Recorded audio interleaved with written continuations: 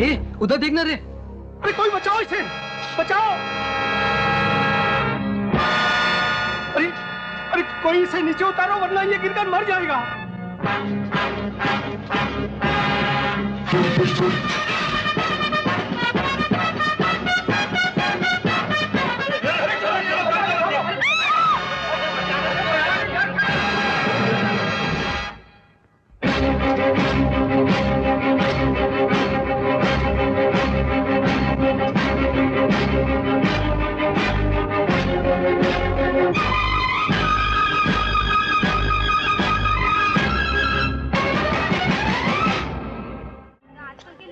देखा, अरे आदमी आदमी में कितना फर्क होता है। एक ये है और एक है वो अनवर जो खुलेआम गर्द बेचता है। हाँ, इसे कोई रोकने वाला भी नहीं है।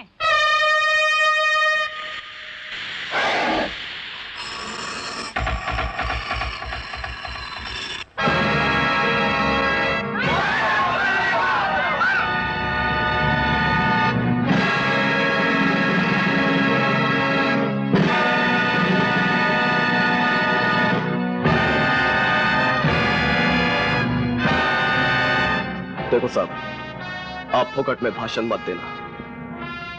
मैं ये धंधा बंद करने वाला नहीं हूं। अंकल अंकल हमारे अंकल को मत मारो, मत मारो हमारे अंकल को। अंकल अंकल हमारे अंकल को मत मारो, अंकल अंकल मत मारो हमारे। ए साहब, तूने एक बच्चे पे हाथ उठाया, अब उन तेरी वाट लगा डालेगा। या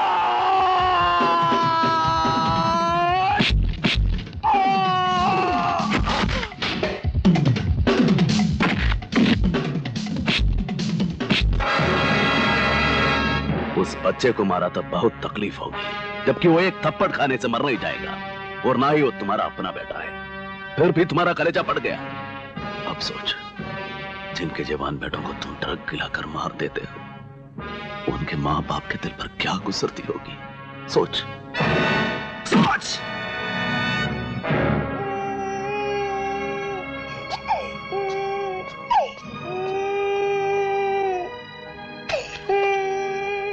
I'm sorry.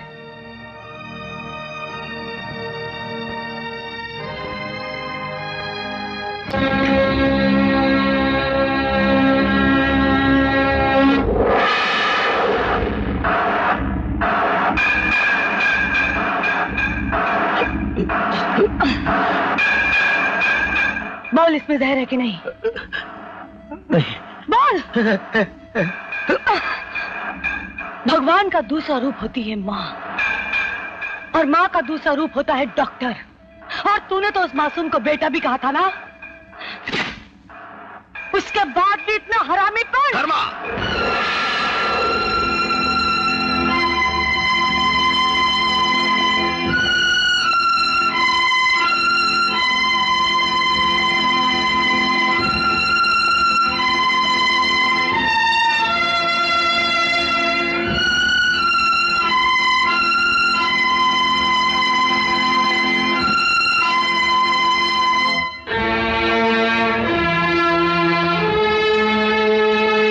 तुमने अपना कर्म कर दिया, अब मुझे अपनी ड्यूटी पूरी करनी है।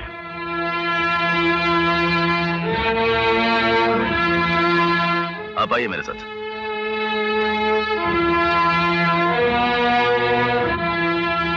कौन है ये?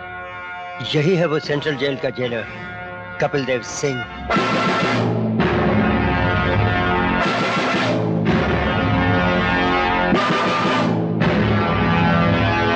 कहाँ है कृपाल सिंह? हम यहाँ हैं। ऊंचाई पर रहने का एक फायदा होता है, किसी के सर से टोपी या पगड़ी उछालने की जरूरत नहीं पड़ती, वो खुद ब खुद गिर जाती है। लेकिन एक नुकसान भी है, ऊंचाई पर रहने वालों को हर वक्त सर झुकाकर बात करनी पड़ती है, और नीचे वाले हमेशा सर उठाकर बात करते हैं। तुम्हारे बारे में हमने जैसा सुना था वैसा ही पाया। अब तो हमें तुमसे मिलना ही पड़ेगा।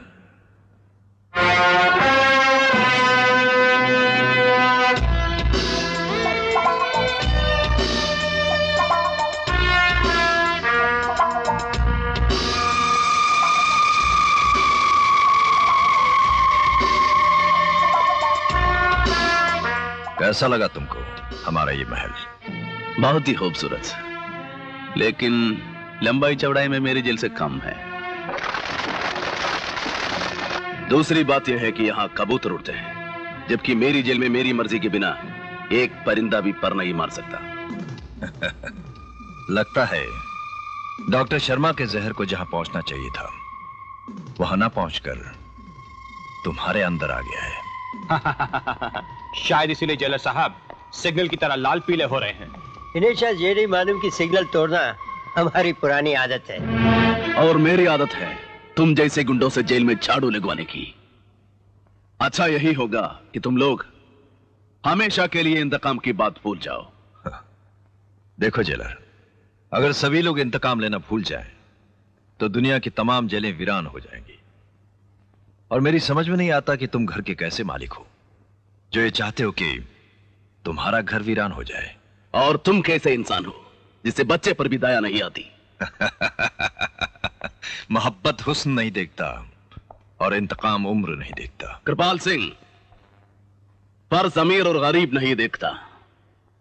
मेरी ड्यूटी है कि मैं जीवा और उसके बच्चे की रक्षा करूं।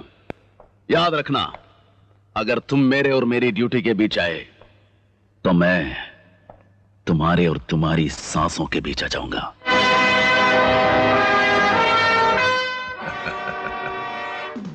बदन पे खाकी वर्दी और कंधे पर चंद सितारे लग जाने के बाद अच्छा खासा आदमी दिन में ख्वाब देखने लगता है। मगर उसे नहीं मालूम कि ऊंचाई से पानी की धार भी गिरे तो पत्थर में सुराख हो जाता है।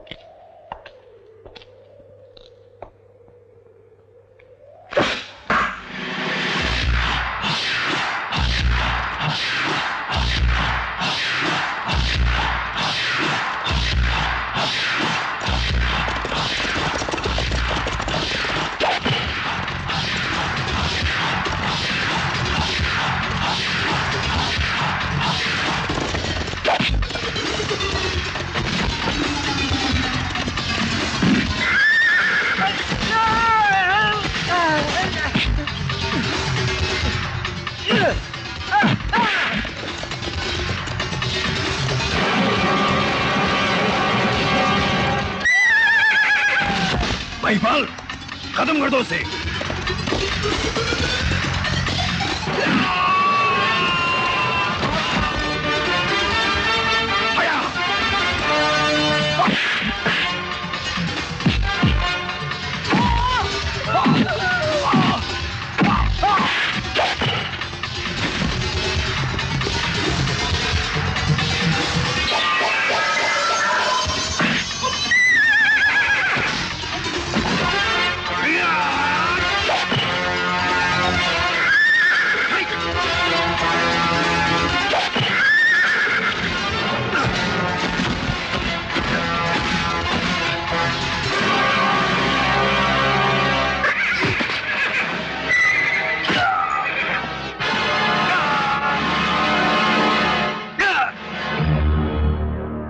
सेंट्रल जेल के जेलर कपिल देव सिंह पर कातिलाना हमला करने के जुर्म में यह अदालत कृपाल सिंह को दफा 307 के तहत 7 साल कैद बामुशक्कत की सजा का हुक्म देती है।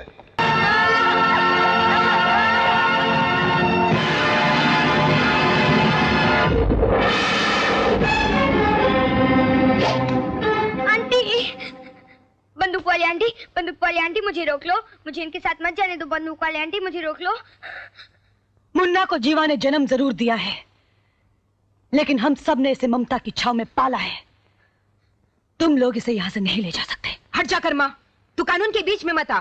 तू अपने कानून से कहे कि वो माँ और ममता के बीच में ना आए। हथियार डाल दे कर्मा, तू अकेली कानून को नहीं तोड़ पाएगी, क्योंकि यहाँ कानून के नाम पर गोलियां चलाने वाले सिपाही सैकड़ों हैं। तो ममता के नाम पर गोलियां खाने वाली माँ भी सैकड़ों हैं।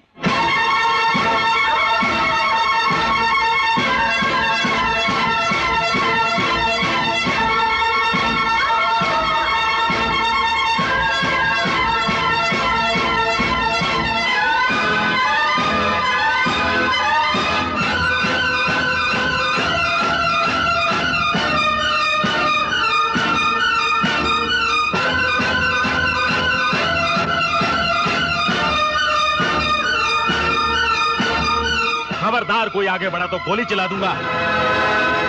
गोली चलाने की बात करता है? अरे दम है तो चला चला, माँ के सीने पे गोली चला ना। ये क्या कर रही है? अरे चाल तो वो है वो। कानून की खाट में घुसकर क्यों खून चूसता है? नीचे आ कमीना, नीचे आ। अरे बाहर निकल। अरे उधर क्या बीबी का धावा है क्या जो मुंह छिपा रहा है? मुर्दे की औलाद नीचे आ। कुंजर की औलाद बाहर निकल। रुक जाओ। जेलर, तुम बीच में मत आओ। हम मुन्ना को हरगिज नहीं ले जाने देंगे। तुम लोग अगर इनको रोक भी लोगी तो बाद में और सिपाही आ जाएंगे, उनको भी रोक लोगी तो और आ जाएंगे। कभी न कभी मुन्ना को यहां से जाने तो देना ही पड़ेगा। जेलर साहब, मुन्ना जाएगा लेकिन हमारी लाशों के गिरने के बाद। जिसकी एक मां मर जाती है तो वो जी नहीं पाता। अगर इसकी सैकड़ों माएं मारी गई तो सोचो क्या ये जी पाएगा? प्लीज तुम लोग कोई ऐसी हरकत मत करो जिससे बाद में मैं जीवा और मुन्ना की कोई मदद न कर सकूं।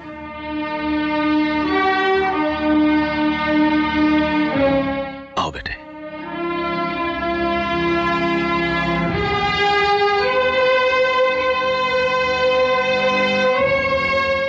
इस वक्त इसे अपनी मांओं की जिद नहीं, कुर्बानी चाहिए।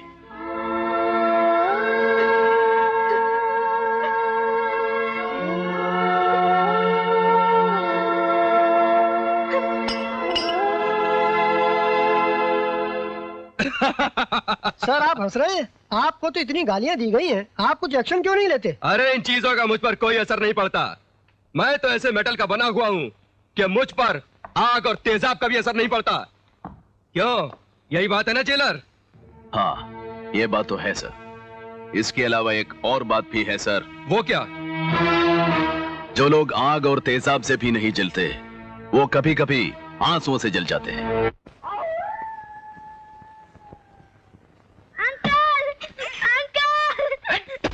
अपने आप चुप हो जाएगा रोते रोते। प्लीज बच्चे का जरा ख्याल रखिएगा। भाई साहब, ये कोई पैसे होते नहीं है कि ये बच्चे का ख्याल रखा जाए। बहुत ही सही जगह पर तुम बहुत ही गलत आदमी बैठे हुए हो। भाई साहब, इस देश में 50% से ज्यादा कुर्सियों पर गलत आदमी बैठे हैं। अरे मुझे मालूम है कि मैं गलत हूँ, फिर भी आप मेरा कुछ भी गाइड नहीं सकते। ज्यादा से ज्यादा एक चाटे मारेंगे ना।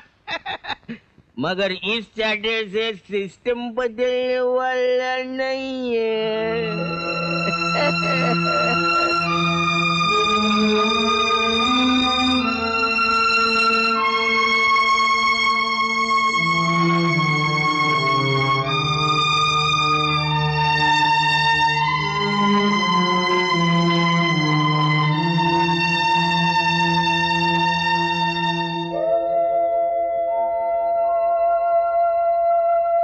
आज मुन्ने का जन्मदिन है, लेकिन वो तो यहाँ पर है नहीं। और वो कहाँ है ये तो सिर्फ आप ही जानते हैं। जन्मदिन पर देने के लिए ये कपड़े मंगवाए थे, उसे दे दीजिएगा।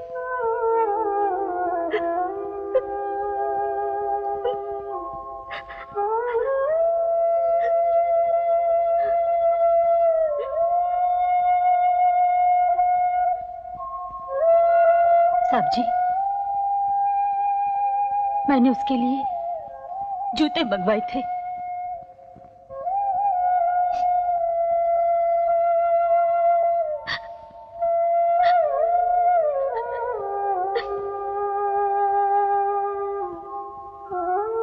और ये मेरी तरफ से उसे दे दीजिएगा। ये मेरी तरफ से।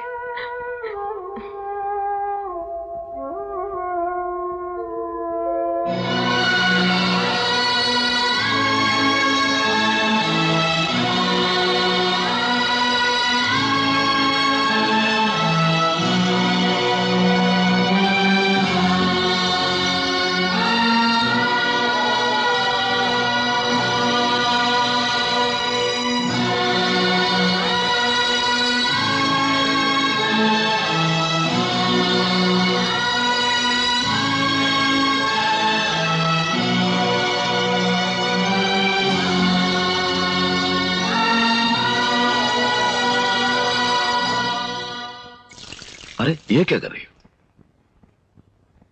हमारे यहाँ रस्म है, जो चिता जला कर लौटते हैं उनके पांव धोए जाते हैं।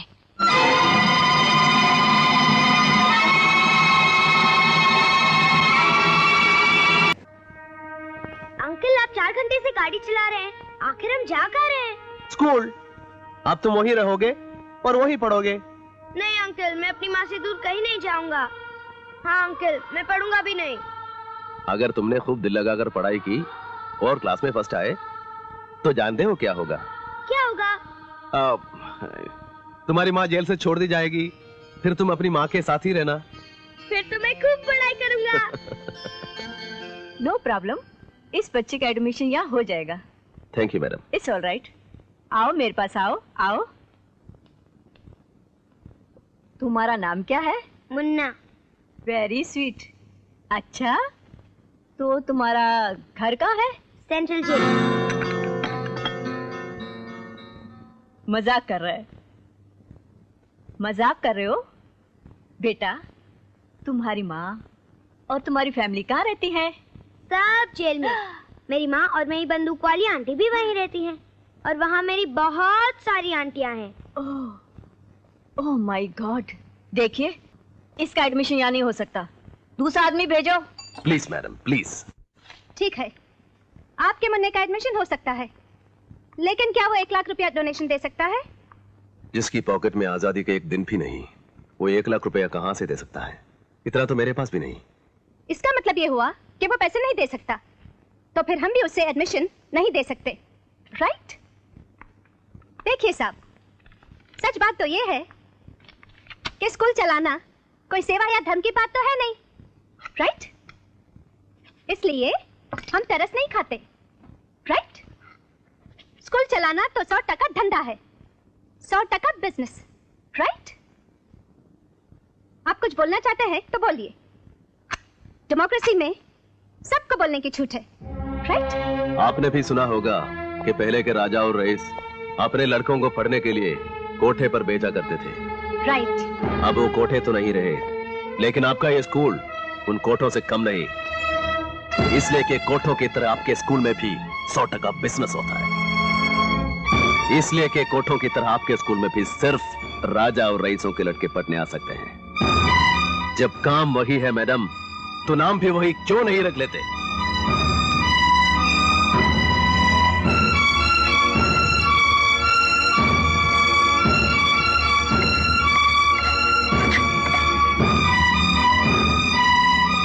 अब बोलिए। राइट, बोलिए। राइट।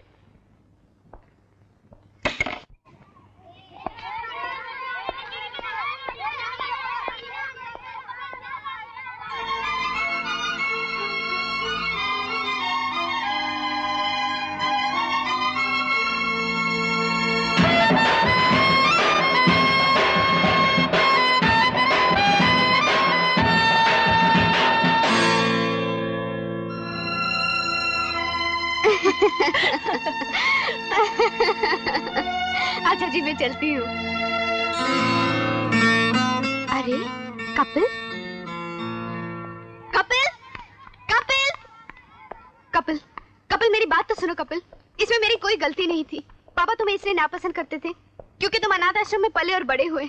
कपिल, वो तो मेरे लिए सिर्फ एक खानदानी लड़का चाहते थे, इसलिए शायद तुम्हें बहुत गलत कह गए। और तुम चुपचाप खड़ी सब सुनती रही। मैं अपने पापा से डरती थी। जब डरती थी तो प्यार क्यों किया? अब मैं किसी से नहीं डरती। चलो प्यार करते हैं। बच्चों के गार्डियंस खड़े। अरे भाड़ में गए गार्डियंस।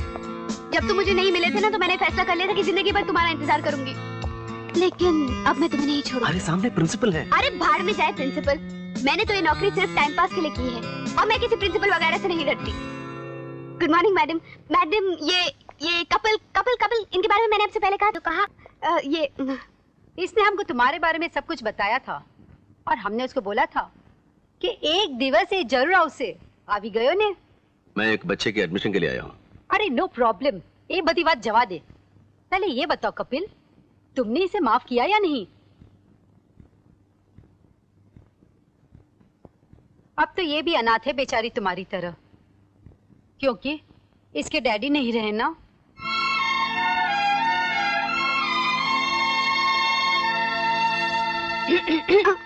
आए बदुई सारू नहीं लगे। प्रिंसिपल ने ऑफिस चेयर, रोमांटिक प्लेस पे जाओ, नाटियो, गो गो। चलो कपिल। और सुनो, तुमने कहा था ना प्रिंसिपल जाए बाढ़ में। अरे ना मतलब तो बताओ तीजा। कपिल, इसका मतलब बाड़मेर का मतलब इसका मतलब हेवन है। हेवन। गुड। जन्नत, स्वर्ग। Very good. चले कपिल। हे भगवान, तुम लोग भाड़ में ही जाओ और मैं भी मरने के बाद भाड़ में ही जाऊं। कपिल, इतने सालों के बाद भी तुम बिल्कुल नहीं बदले, बिल्कुल वैसे के वैसे ही हो। Slim, trim, dashing, handsome. एक फर्क आया है। क्या क्या? वो क्या है? मैंने मुन्ना की वजह से फिर से होली खेलना शुरू कर दिया। तो तुमने होली भी खेलना बंद कर दिया था? तुम्हारे साथ होली खेलने के बाद मैंने फिर कभी होली नहीं खेली।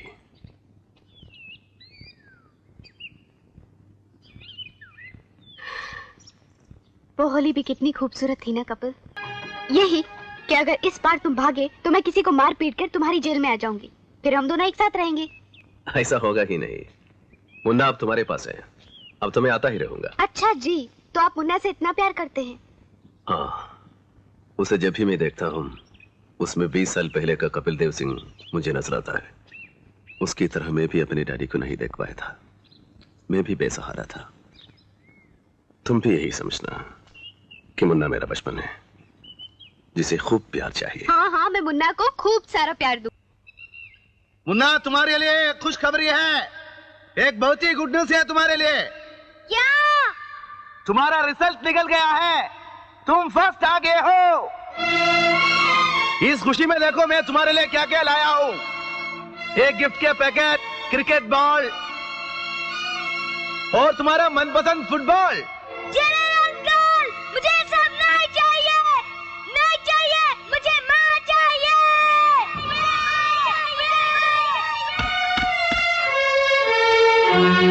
आप ही ने तो कहा था अंकल कि अगर मैं फर्स्ट आ जाऊंगा तो मुझे मेरी माँ मिल जाएगी।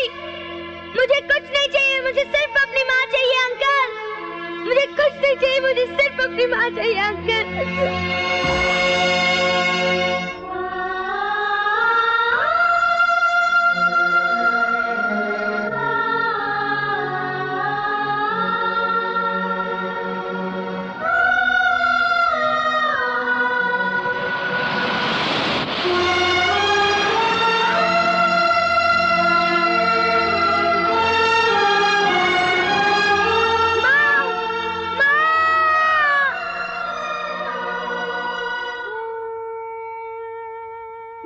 समझ में नहीं आता, मुन्ना ने तो खेलना कूदना, खाना पीना सब कुछ छोड़ दिया है। अंकल, मैं आपका सर दबाऊं?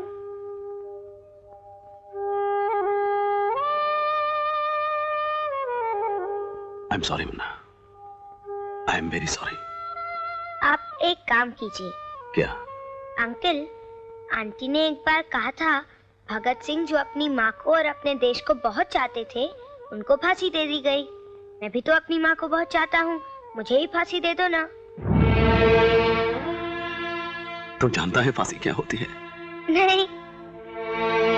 फांसी रोटी की तरह गोल जरूर होती है, मगर वो जिंदगी देती नहीं, ले लेती है। और फांसी तुम्हें क्यों मिलनी चाहिए? फांसी तो उसे लगनी चाहिए जिसकी वजह से तुम माँ बेटे आपस में मिल नहीं सकते।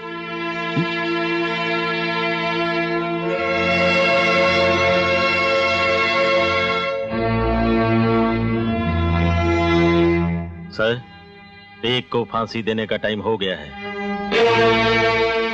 Honourable members on the dais, भाइयों और बहनों, आजकल हमारे देश में लॉ एंड ऑर्डर की हालत दिन ब दिन खराब होती जा रही है। खून खराबा, मारकाट बढ़ता ही जा रहा है।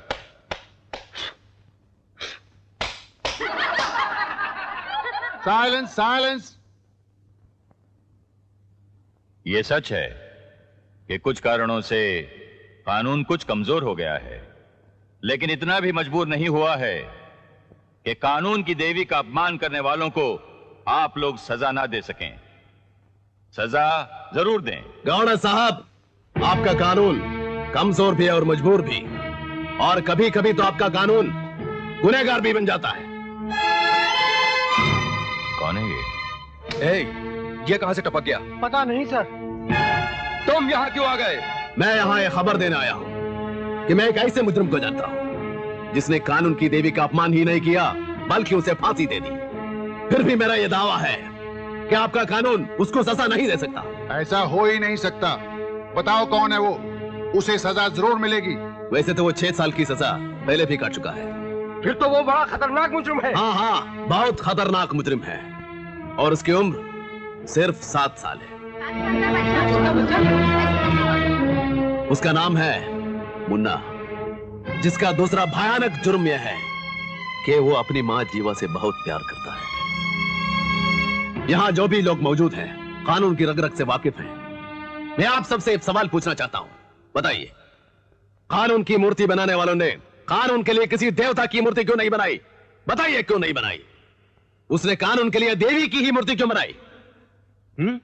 पता नहीं। देवी की मूर्ति इसलिए बनाई गई कि कानून बनाने वाला यह जरूर चाहता होगा कि कानून एक मां की तरह हो जिसमें ममता हो। इसीलिए गवर्नर साहब उसने मूर्ति का रंग काला पीला नहीं बनाकर दूध की तरह सफेद बनाया। लेकिन आपके कानून में न मां है, न ममता है, न दया है, न इंसानियत है। या तो जोड़ दीजिए इन शब्दों को अपने कानून की किताबों में, या फिर तोड़ दीजिए इस मूर्ति को और बना डालिए इसकी जगह किसी राक्षस की मूर्ति। निकालो इसे यहाँ से। इसे यहाँ पर किसी ने नहीं बुलाया। ये यहाँ पर आके कानून का अपमान कर रहा है। कानून से इंसाफ मांगने वालों को जो अपनी ताकत से दबाते हैं, दरअसल कानून का अपमान वो करते हैं। Don't touch me. I am also a gazetted officer. I know law better than you. देखते क्या हो, अगर प्यार से नहीं चाहता तो धक्के मार के निकाल दो। ये मेरा ऑर्डर है। गवर्नर साहब, अगर कानून कुछ न करे फिर भी ना मुन्ना को कुछ फर्क पड़ेगा ना ही कानून को। नहीं, ये गलत है। गवर्नर साहब, शरीफ आदमी जुर्म नहीं करता क्योंकि वो जेल जाने से डरता है, लेकिन मुन्ना जो जेल को ही मां का घर समझता है, कानून के पास उसे डराने के लिए कुछ नहीं है, इसलिए वो मुजरिम बना तो बहुत बड़ा मुजरिम बनेगा। आज तो उसने कानून की देवी को घर के अंदर फांसी दी है, लेकिन अगर उसे मां नहीं मिली तो बड़ा होकर एक दिन चौराहे पर कानून की देवी को फांसी दे देगा और इसका जिम्मेदार होगा आपका कानून। मैं पूरी कोशिश करूंगा कि कानून को किसी के जुर्म का जिम्मेदार नहीं बनने दूं।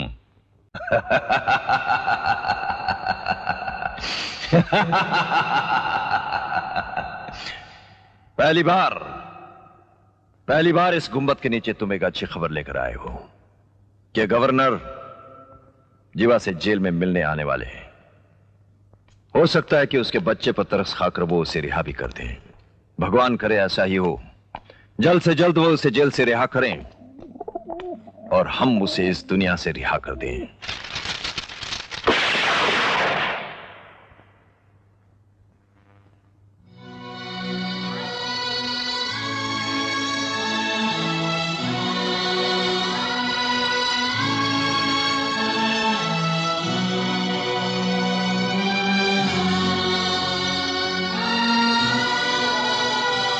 तुम्हारी फाइल पढ़ी, उससे मालूम पड़ा कि तुम आदतन मुजरिम नहीं हो। तुम्हारा जेल रिकॉर्ड भी अच्छा है। तुम्हारे मुन्ना से भी मिल चुका हूं मैं। इन सब बातों को मद्देनजर रखते हुए मैं समझता हूं कि तुम्हारी सजा माफ हो जानी चाहिए। आओ मेरे साथ।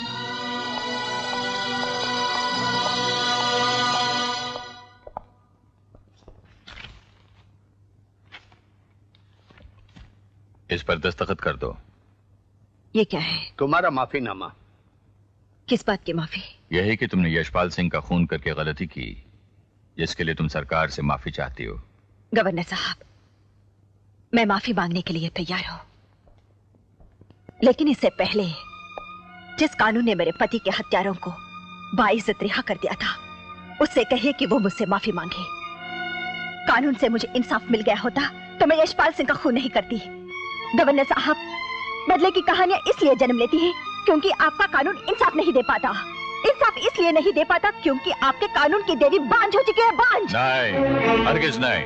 तो फिर दिलवाइए उन लोगों को सजा जिन्होंने मेरे पति के हत्यारों को माफ कर दिया था। सर, मुजरिम को सजा तो मिलनी ही चाहिए, चाहे वो कोई भी हो। तुम्हारे पति के केस की फिर से जांच हो, इसके लिए मैं पूरी कोशिश करूंगा। सर इसके लिए भी इनको एक अर्जी डायरेक्ट सरकार के नाम से देनी पड़ेगी। वो अर्जी में बना लाया, सिर्फ आप अंगूठा लगा दीजिए। क्यों? अंगूठे से ही आदमी की पहचान होती है।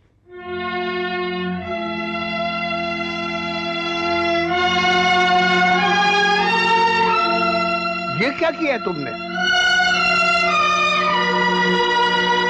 एक स्त्री की पहचान उसके पति के नाम से होती है। अगर मेरी ये पहचान आपको पसंद नहीं आई तो फाड़ दीजिए इस कागज को। नहीं चाहिए मुझे माफी। ठीक है, ठीक है। आप सब ये बताइए कि आप मुन्ना के बारे में कुछ कर सकते हैं या नहीं? पुलिस तेरे बाप की नहीं है जो तेरी हर बात मान ली जाए।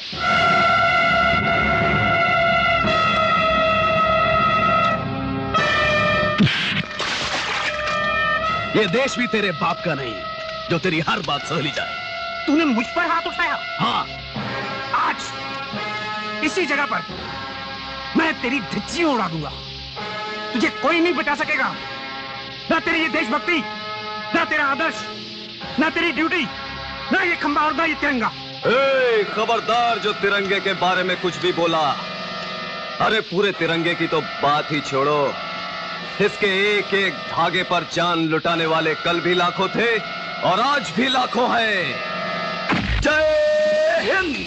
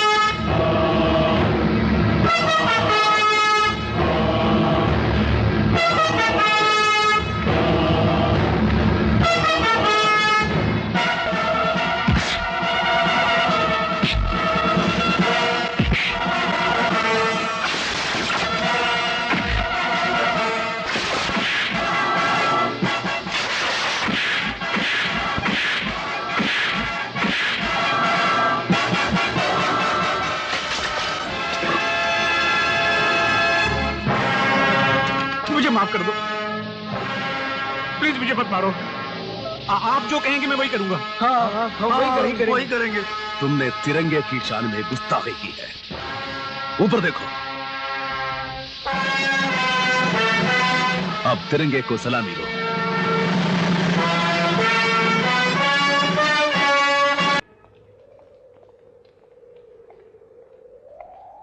अच्छा हुआ आप दोनों आ गए। फांसी के वक्त भी आप दोनों मौजूद रहते हैं। डॉक्टर साहब वक्त बताते हैं और जज साहब उंगली उठाकर जेलर को इशारा करते हैं, फिर वो फांसी पर लटकाने का हुक्म देते हैं। वो मौत का तमाशा तो आप लोगों की मर्जी से होता है, लेकिन आज की मौत का तमाशा मेरी मर्जी से होगा। भैरव!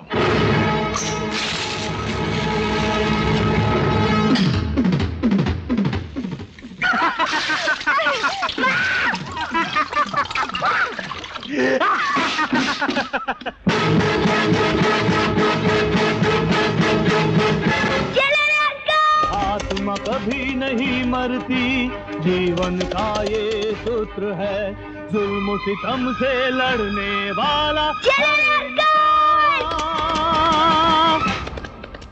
धरती पुत्र है, धरती पुत्र है।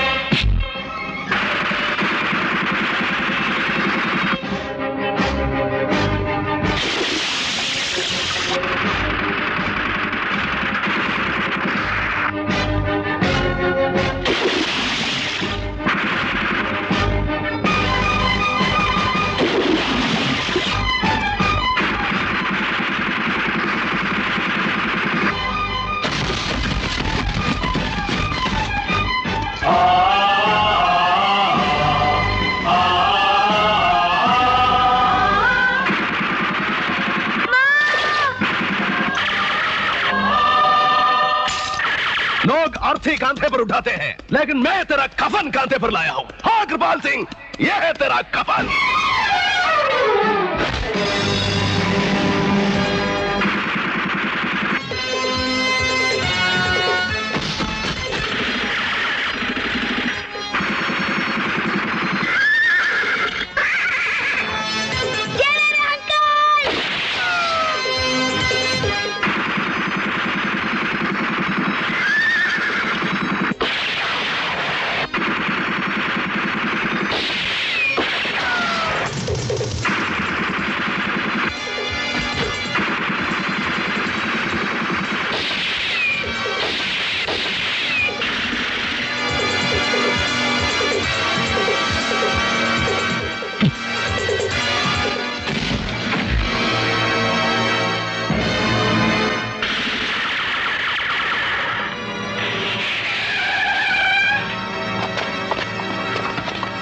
आप लोग इस तरफ जब जाइए, फॉलो मी।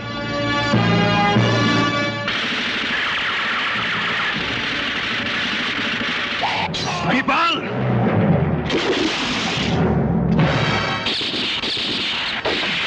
प्रशांत, रोको पुलिस वालों को।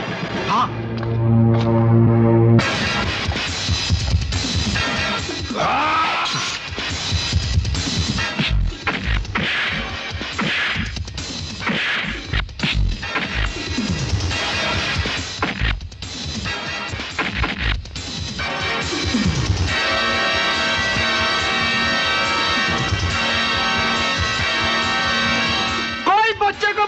कोई बच्चे को बचाओ।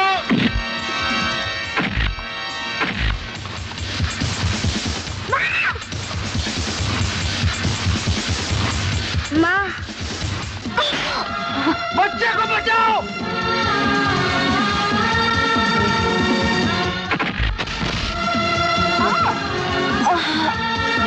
Save him!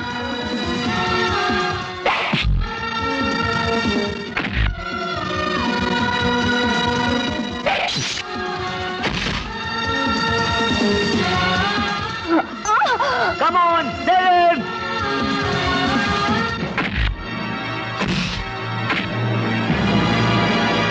जाना! कृपाल सिंह जिंदा रहा तो बच्चे को मार डालेगा। छोड़ना मत। हाँ, उसे छोड़ना मत। उसे छोड़ना मत।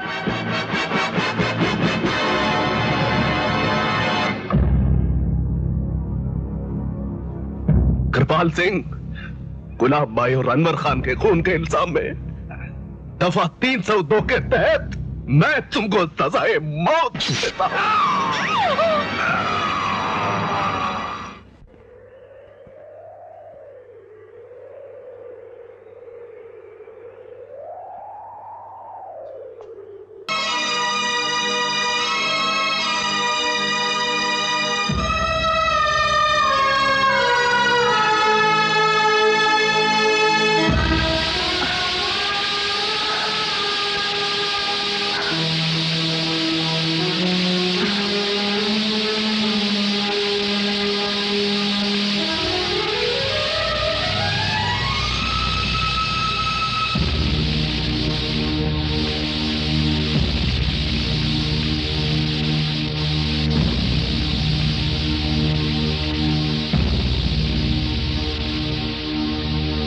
अनहोनी को होनी